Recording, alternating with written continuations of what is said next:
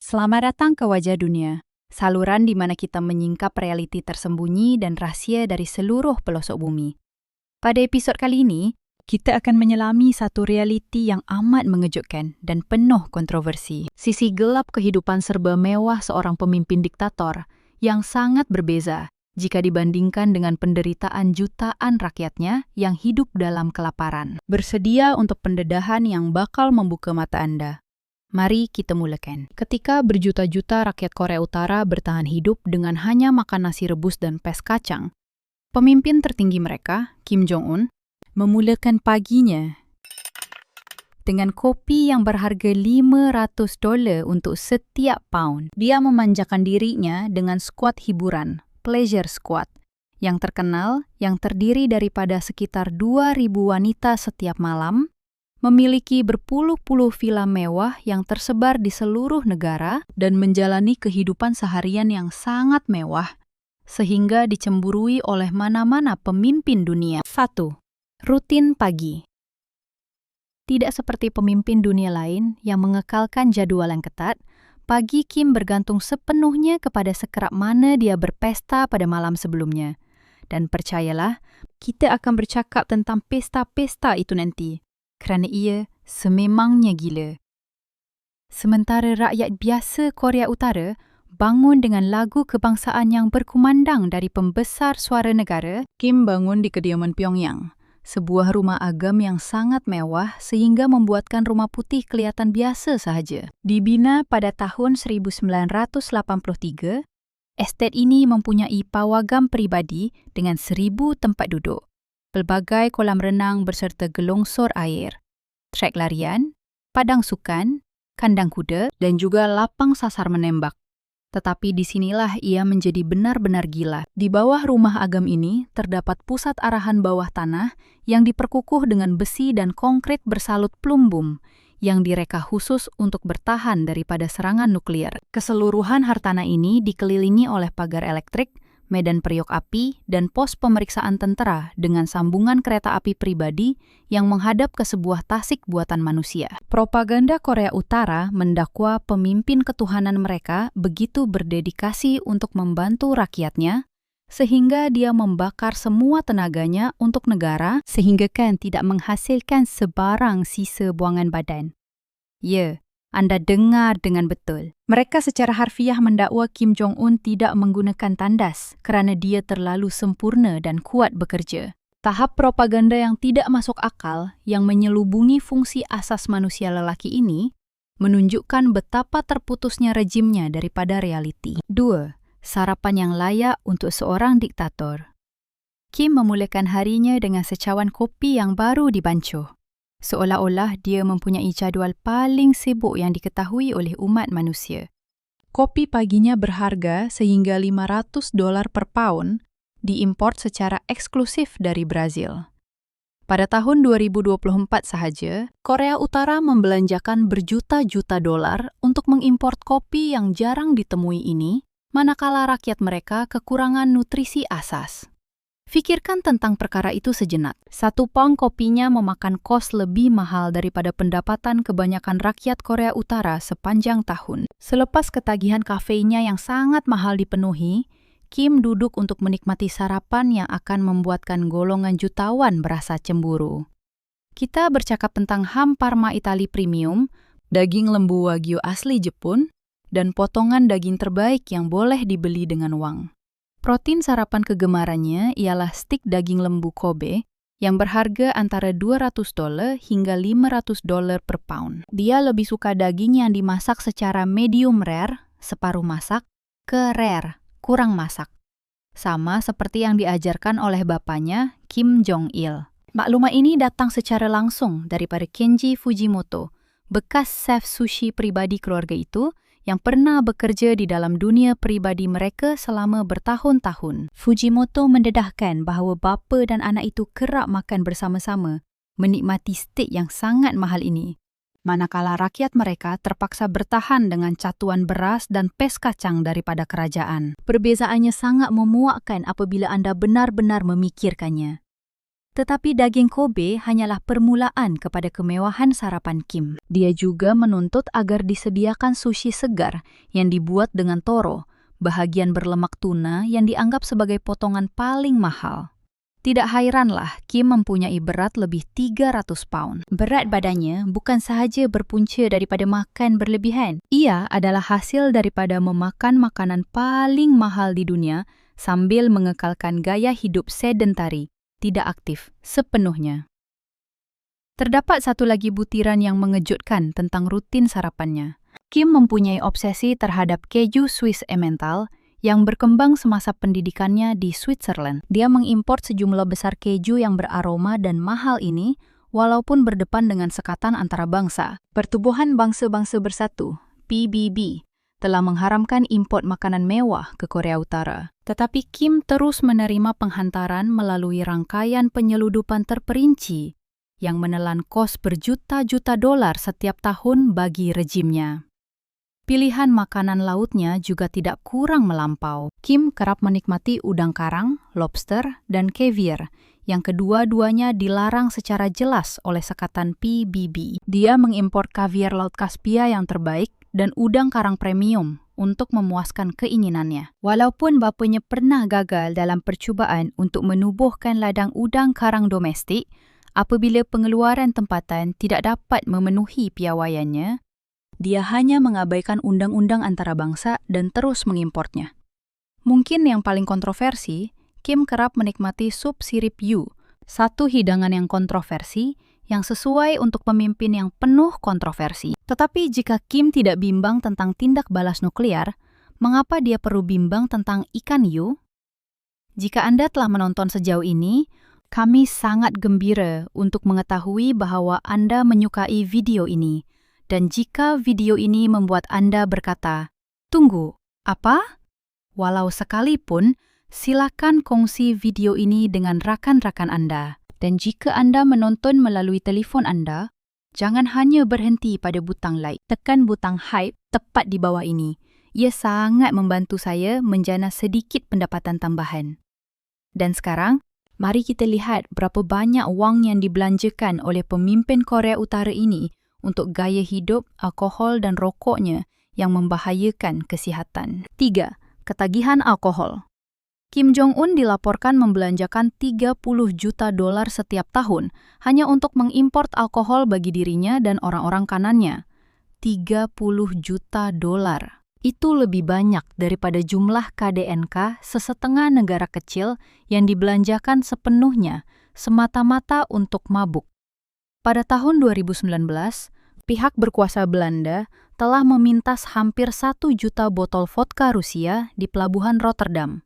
Semuanya ditujukan ke Pyongyang, walaupun terdapat sekatan PBB. Penghantaran besar-besaran ini ditujukan kepada Kim dan pegawai tenteranya, membuktikan bahwa Korea Utara telah membangunkan rangkaian penyeludupan yang sangat canggih untuk mengekalkan tabiat minumnya. Minuman kegemaran pribadinya ialah champagne kristal.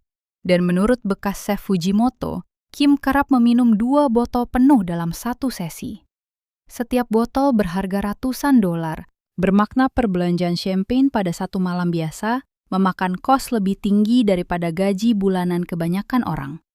Tetapi, kristal bukanlah satu-satunya pilihan mahalnya. Kim juga mengekalkan obsesi bapanya terhadap konyak Hennessy, di mana Korea Utara membelanjakan kira-kira 1 juta dolar setiap tahun hanya untuk jenama tunggal ini. Setiap botol berharga sekitar 630 dolar, yang jauh melebihi pendapatan purata tahunan rakyat biasa Korea Utara.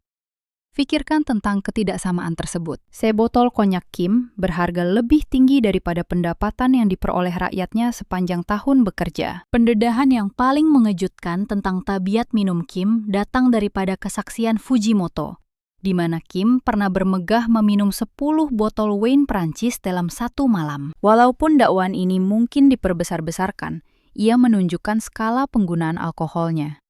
Wine Bordeaux Prancis Premium boleh berharga ribuan dolar sebotol. Bermakna minum pada satu malam boleh memakan kos yang lebih besar daripada pendapatan tahunan kebanyakan orang. Penggunaan alkohol yang berlebihan ini mewujudkan satu kitaran ganas yang menjejaskan keseluruhan jadual hariannya. Kim kerap mengadakan mesyuarat penting negara pada lewat malam, mungkin untuk menyesuaikan dengan jadual minumnya atau untuk memaparkan imej dedikasi tanpa penat lelah. Walau bagaimanapun, orang dalam mendakwa bahawa dia menyerahkan sebahagian besar pembuatan keputusan sebenar kepada penasihat sambil memfokuskan kepada kepuasan peribadinya. Itu adalah satu kemewahan yang sangat mengejutkan, bukan? Sekarang, saya ingin tahu, jika Anda mempunyai akses kepada kemewahan seperti itu, adakah Anda sanggup membelanjakan wang sebanyak itu untuk alkohol? Komen ya, atau tidak di bawah, dan kongsikan pendapat Anda dengan kami. 4. Tabiat merokok. Menambah kepada tabiat yang memusnahkan kesihatannya, Kim Jong-un ialah seorang perokok tegar yang secara terbuka menunjuk-nunjuk pelanggarannya terhadap peraturan merokok negaranya sendiri. Walaupun Korea Utara melaksanakan kempen anti merokok yang ketat untuk rakyat biasa, Kim kerap dirakam menghisap rokok premium semasa pemeriksaan rasmi dan penampilan awam. Jenama pilihannya termasuk Marlboro dan Dunhill. Kedua-duanya merupakan rokok import mahal yang menelan kos jauh lebih tinggi di Korea Utara akibat sekatan antara bangsa dan perbelanjaan penyeludupan. Tabiat merokok di tempat awam ini menghantar mesej yang jelas kepada rakyatnya bahawa undang-undang terpakai kepada semua orang kecuali pemimpin tertinggi mereka. Gabungan minum berlebihan dan merokok tegar mewujudkan masalah insomnia, sukar tidur yang serius bagi Kim, yang seterusnya mengganggu jadualnya dan meningkatkan kebergantungannya pada kedua-dua bahan tersebut. Laporan mencadangkan dia tidak boleh tidur tanpa meminum sejumlah besar alkohol, lalu mewujudkan kitaran berbahaya yang menjejaskan keupayaan membuat keputusannya serta kesihatan keseluruhannya. Insomnia ini juga mungkin berpunca daripada sifat paranoianya terhadap percubaan pembunuhan. Hidup sebagai seorang diktator bermakna sentiasa hidup dalam ketakutan bahawa seseorang mungkin cuba untuk menghapuskan anda, yang boleh menjelaskan mengapa malam-malam Kim diisi dengan rangsangan buatan dan bukannya rehat semula jadi. 5. Skuad hiburan yang memakan kos berjuta-juta. Kini kita sampai kepada mungkin aspek yang paling membimbangkan dalam rutin harian Kim Jong-un. Skuad hiburannya yang terkenal. Kumpulan ini terdiri daripada kira-kira 2,000 wanita yang dipilih dengan teliti, di mana tujuan tunggal mereka adalah untuk menghiburkan Kim dan pegawai kanannya melalui nyanyian, tarian, urutan, dan perkhidmatan yang lebih intim. Walaupun imej awamnya terpapar sebagai seorang lelaki yang menyayangi keluarga, Kim mendedikasikan sumber yang amat besar untuk mengekalkan skuad hiburan ini. Pada tahun 2016 sahaja, dia dilaporkan membelanjakan hampir $4 juta untuk barangan mewah, khususnya untuk individu-individu ini. Mereka terpaksa menjalani pemeriksaan perubatan yang ketat dan mesti memenuhi piawaian fizikal yang ketat untuk kekal sebagai sebahagian daripada kumpulan eksklusif ini. Proses pemilihan untuk skuad hiburan ini adalah sangat mencabar dan membimbangkan. Orang muda dipilih berdasarkan penampilan mereka, kebolehan muzik dan kesediaan mereka untuk berkhidmat kepada kepimpinan rejim. Mereka menerima latihan khusus dalam bidang hiburan, teknik urutan dan perkhidmatan lain yang direka semata-mata untuk memuaskan hati Kim dan lingkaran dalamannya. Skuad hiburan ini mewakili salah satu aspek perbelanjaan yang paling mahal dalam gaya hidup pribadi Kim, menelan belanja berjuta-juta dolar setiap tahun. Sementara, keluarga-keluarga di Korea Utara bergelut untuk hanya mampu membeli keperluan asas. Perbezaan antara sumber yang dibelanjakan untuk hiburan pribadi Kim berbanding dengan kebajikan awam dengan jelas membuktikan keutamaan rejim yang benar-benar tersasar. Adakah ini benar-benar kelihatan seperti gaya hidup yang layak untuk seorang pemimpin? Beritahu kami di ruangan komen. Kami membaca setiap komen Anda. 6. Hiburan malam. Malam-malam Kim seringkali diisi dengan masanya berundur ke pawagam pribadinya, sebuah kemudahan tercanggih yang boleh menampung ratusan tetamu. Tempat eksklusif ini menampilkan teknologi unjuran dan sistem bunyi terkini yang menyaingi pawagam-pawagam komersial terbaik di seluruh dunia. Kos pembinaan dan penyelenggaraannya sahaja mewakili perbelanjaan berjuta-juta dolar. Di pawagam ini, Kim menganjurkan tayangan filem blockbuster Hollywood, kartun Disney, film James Bond, film aksi, malah drama Korea Selatan yang diharamkan. Ironinya sungguh luar biasa. Ketika rakyat biasa Korea Utara berdepan hukuman yang sangat berat karena mengambil media asing, pemimpin mereka dengan santai menikmati hiburan antara bangsa terkini dalam persekitaran yang serba mewah. Pawagam ini juga berfungsi untuk tujuan propaganda, di mana Kim menayangkan video ujian peluru berpandu dan pencapaian ketenteraan kepada kumpulan elitnya. Pada bulan Ogos 2023, dia menganjurkan sambutan Hari Tentera Laut yang menakjubkan, menjemput ratusan pegawai tentera untuk menonton rakaman ujian peluru berpandu nuklear sambil menikmati hidangan premium. Sesi hiburan malam ini seringkali menampilkan persembahan karaoke, di mana Kim akan bermula dengan menyanyikan lagu puji-pujian untuk dirinya sendiri sebelum kumpulan gadis seramai 18 ahli mempersembahkan lagu-lagu dedikasi. Kos penyelenggaraan kompleks hiburan pribadi ini, termasuk kaki tangan, peralatan, dan pemerolehan kandungan, merupakan satu lagi perbelanjaan berterusan yang sangat besar. 7. Fashion dan gaya.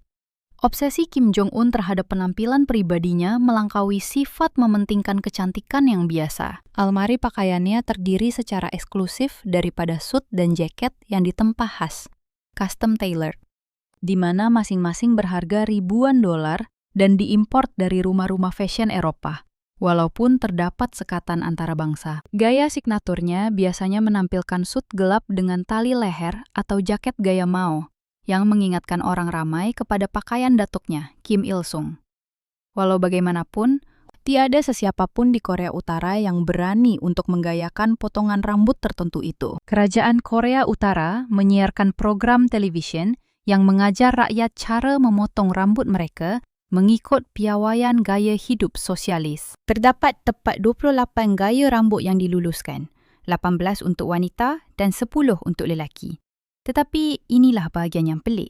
Tiada satu pun daripada gaya yang diluluskan ini menyerupai potongan rambut Kim yang tersendiri, kerana dia mahu menjadi satu-satunya orang di seluruh negara yang menggayakan rupa tersebut. Potongan rambutnya sahaja memerlukan penggaya rambut pakar dan produk premium, dengan bahagian tepi yang dicukur dan bahagian atas dibiarkan panjang untuk mencipta ilusi supaya nampak lebih tinggi. Penyelenggaraan gaya rambut ini memerlukan janji temu tetap dengan penggaya yang diimport. Memandangkan tiada tukang gunting rambut Korea Utara yang berani untuk cuba meniru gaya signature pemimpin tertinggi, koleksi aksesori, Kim mewakili satu lagi kategori perbelanjaan yang sangat mengejutkan.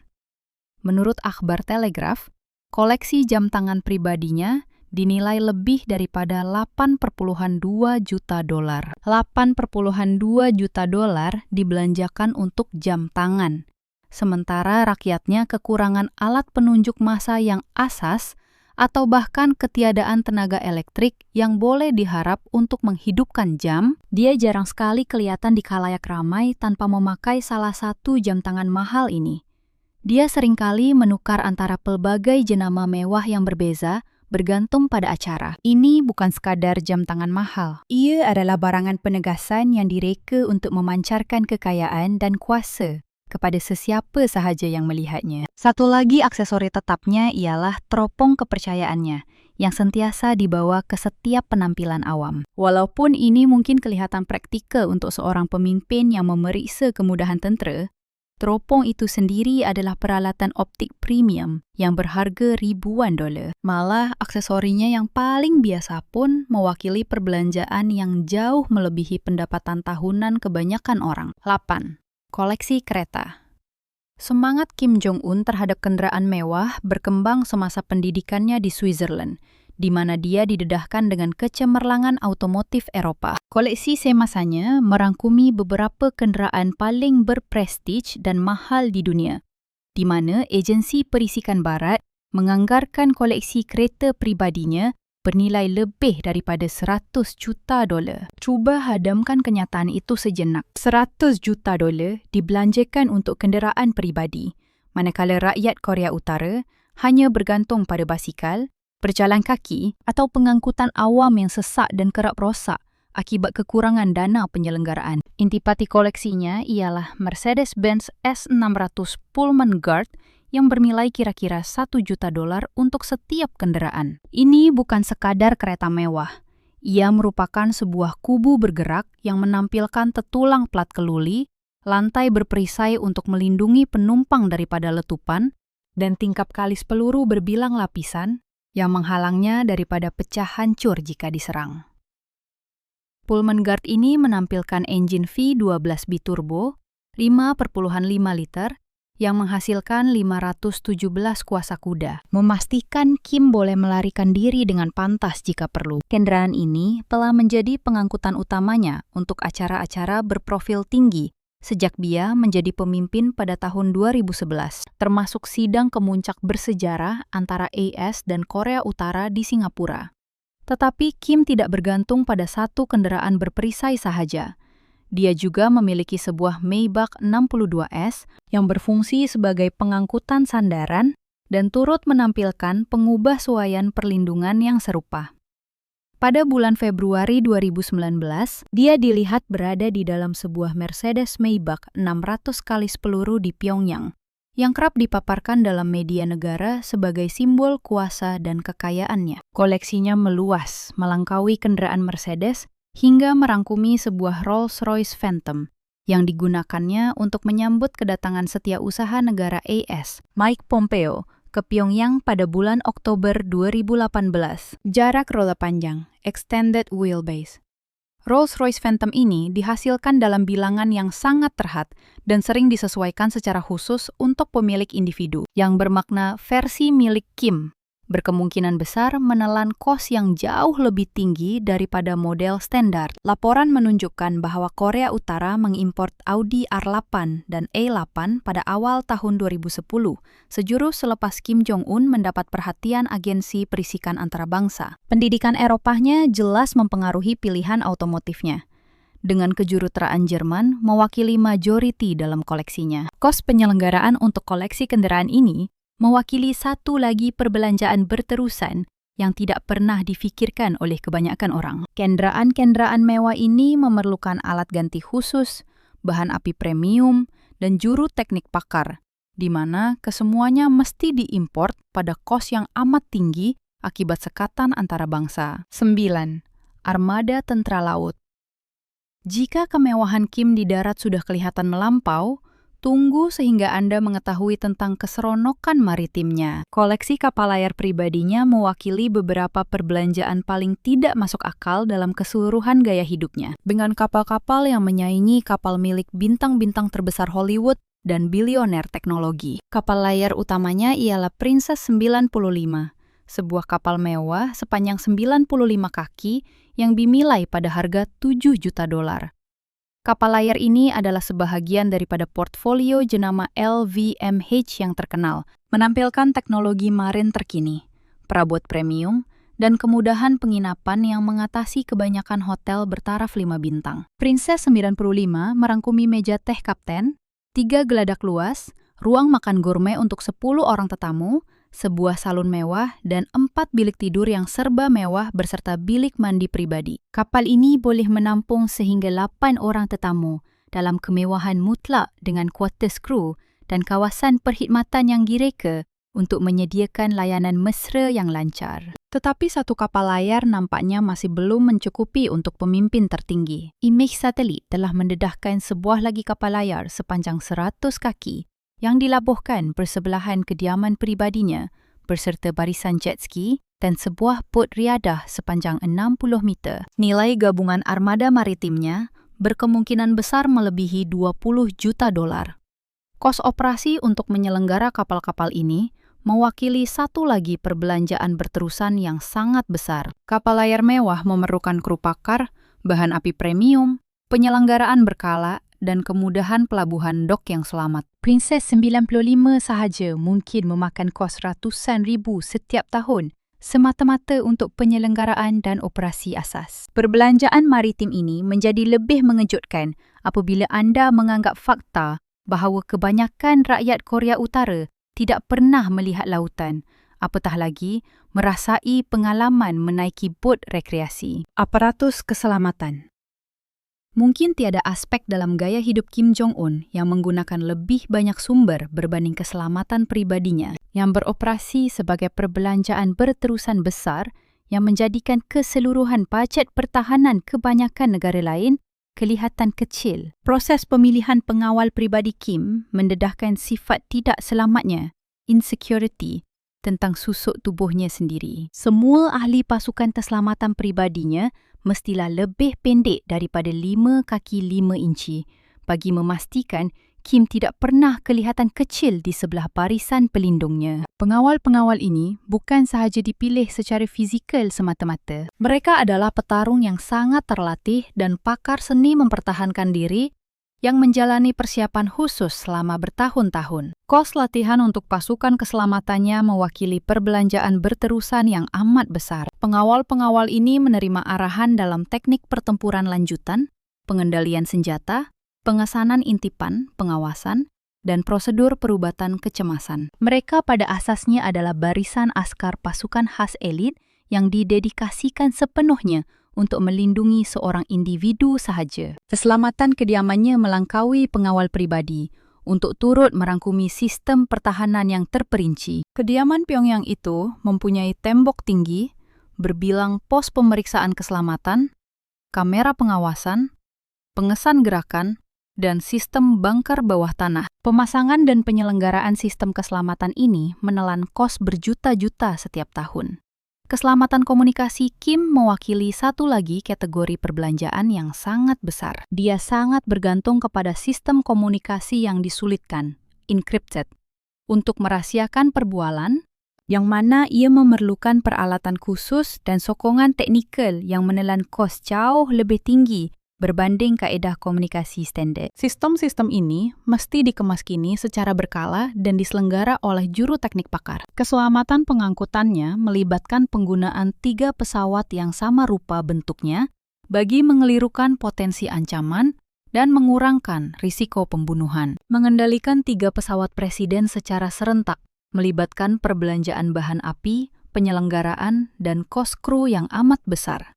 Dia kerap menukar pelan penerbangannya pada saat-saat akhir yang memerlukan pesawat tambahan dan kru untuk sentiasa bersiap sedia. Keselamatan pengangkutan darat pula melibatkan kenderaan umpan dan laluan yang sentiasa berubah, menggandakan kos perjalanan secara eksponen. Daripada menggunakan satu kenderaan berperisai, protokol keselamatan Kim memerlukan pelbagai kenderaan yang sama persis untuk mengelirukan bakal penyerang tentang kenderaan yang manakah sebenarnya yang membawa pemimpin tersebut. Pameran kuasa yang muktaman.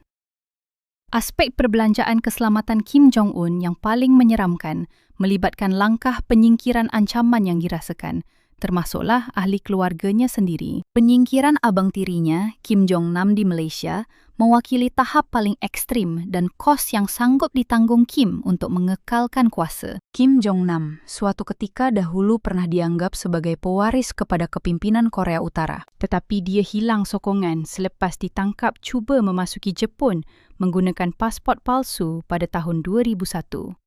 Keaiban ini menyebabkan dia hidup dalam buangan. Tetapi Kim Jong-un masih melihatnya sebagai ancaman berpotensi kepada pihak berkuasanya. Pada 13 Februari 2017, Kim Jong-nam berada di lapangan terbang antarabangsa Kuala Lumpur menunggu untuk menaiki penerbangan ke Macau. 2 orang wanita menghampirinya secara berasingan.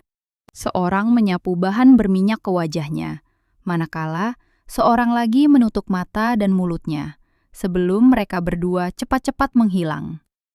Bahan tersebut merupakan agen SARA VX, yaitu salah satu senjata kimia yang paling mematikan di dunia. Kim Jong-nam meninggal dunia dalam tempoh 20 minit selepas serangan tersebut sebelum bantuan perubatan sempat menyelamatkannya. Keseluruhan kejadian pembunuhan itu dirakam oleh kamera CCTV dan segera mencetuskan kemarahan antarabangsa. Penyingkiran ini menunjukkan bahawa Kim Jong-un memandang ahli keluarga sekalipun sebagai ancaman yang boleh disingkirkan demi mempertahankan kuasanya. Kos keuangan untuk menghapuskan abang tirinya tidak seberapa jika hendak dibandingkan dengan mesej yang dihantarnya kepada sesiapa sahaja yang mempertimbangkan untuk mencabar autoritinya. Mesin propaganda menyokong gaya hidup mewah Kim Jong-un secara automatik memerlukan sebuah aparatus propaganda besar-besaran yang menggunakan sumber yang amat banyak, sambil meyakinkan rakyat Korea Utara bahwa pemimpin mereka berhak menerima penghormatan ibarat Tuhan. Sistem propaganda ini mewakili salah satu kos berterusan yang paling mahal dalam mengekalkan kuasanya. Sejak lahir,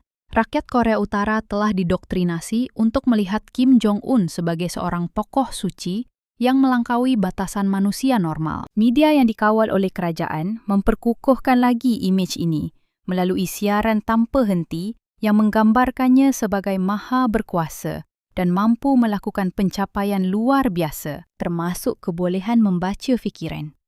Kos pengeluaran untuk kandungan propaganda ini mewakili perbelanjaan berterusan yang sangat besar. Penciptaan program televisyen, siaran radio, bahan bercetak dan paparan awam memerlukan bilangan kaki tangan, peralatan, dan rangkaian pengedaran yang begitu ekstensif. Setiap kepingan kandungan mesti direka dengan teliti untuk mengekalkan ilusi sifat ketuhanan Kim. Kesan psikologi daripada propaganda ini berjaya mewujudkan ketakutan yang mendalam dalam kalangan penduduk bahawa sebarang pemikiran negatif mengenai Kim boleh ditemui dan bakal dihukum mati. Ketakutan ini secara tak langsung membantu mewajarkan perbelanjaan mewahnya dengan membuatkan orang percaya bahawa dia berhak mendapat sumber tanpa had sebagai pemimpin agung mereka. Sistem propaganda ini juga menjelaskan mengapa perbelanjaan gaya hidup Kim terus meningkat walaupun terdapat sekatan antara bangsa dan kemiskinan domestik. Apabila orang percaya bahawa pemimpin mereka adalah suci, mereka lebih cenderung untuk pasrah menerima bahawa dia berhak mendapat kemewahan manakala mereka pula menanggung keperitan. Apabila anda menjumlahkan kesemua kategori perbelanjaan ini, gaya hidup harian Kim Jong-un mewakili salah satu contoh paling mengejutkan dalam sejarah tentang ketidaksamaan dan salah peruntukan sumber. Hampir 25% daripada bajet Korea Utara disalurkan kepada perbelanjaan ketenteraan, manakala dianggarkan sebanyak 30% pula membiayai kemewahan peribadi dan aparatus keselamatan Kim. Ini bermakna bahawa lebih separuh daripada keseluruhan bajet negara Korea Utara semata-mata berkhidmat untuk kepentingan peribadi Kim Jong-un dan bukannya untuk memperbaiki keadaan rakyat biasa. Walaupun dia menikmati kopi bernilai $500 dan kenderaan jutaan dolar, rakyatnya terpaksa bertahan dengan catuan makanan kerajaan dan ketiadaan akses kepada penjagaan kesihatan, pendidikan dan infrastruktur yang asas. Kesan psikologi bagi mengekalkan gaya hidup ini turut menjejaskan keupayaan Kim membuat keputusan. Kekerapan minum dan merokoknya yang berlebihan, serta jadual tidur yang tidak teratur melemahkan pertimbangannya, sambil meningkatkan paranoianya tentang potensi ancaman dari luar. Ini mewujudkan satu kitaran yang memudaratkan, di mana keputusan yang buruk membawa kepada kebimbangan keselamatan yang lebih besar, lantas memerlukan langkah perlindungan yang jauh lebih mahal. Aspek manakah dalam perbelanjaan harian Kim Jong-un yang paling mengejutkan Anda? Adakah 30 juta yang dibelanjakan setiap tahun untuk alkohol, koleksi kereta 100 juta, atau 2.000 ahli skuad hiburannya? Beritahu saya di ruangan komen di bawah dan kongsikan apa-apa maklumat tambahan yang telah anda temui tentang perbelanjaan tersembunyi rejim ini. Kami sentiasa menantikan perkongsian lanjut daripada anda. Dan jangan lupa untuk menekan butang subscribe, hidupkan loceng pemberitahuan supaya kami dapat melihat anda lagi dalam video kami yang seterusnya. Terima kasih banyak-banyak kerana meluangkan masa bersama kami pada hari ini. Saya harap anda menikmatinya. Sokongan anda benar-benar sangat bermakna di dunia ini. Mengucapkan selamat maju jaya kepada anda semua. Terima kasih banyak-banyak kerana menonton. Jika anda mempunyai sebarang pandangan atau cerita untuk dikongsi, tinggalkan komen di bawah. Berikan kami butang like jika anda mendapati video ini bermanfaat dan pastikan anda langgan saluran Wajah Dunia supaya anda tidak terlepas apa-apa kandungan menarik pada masa akan datang. Kita jumpa lagi kelak. Jaga diri dan kekal selamat.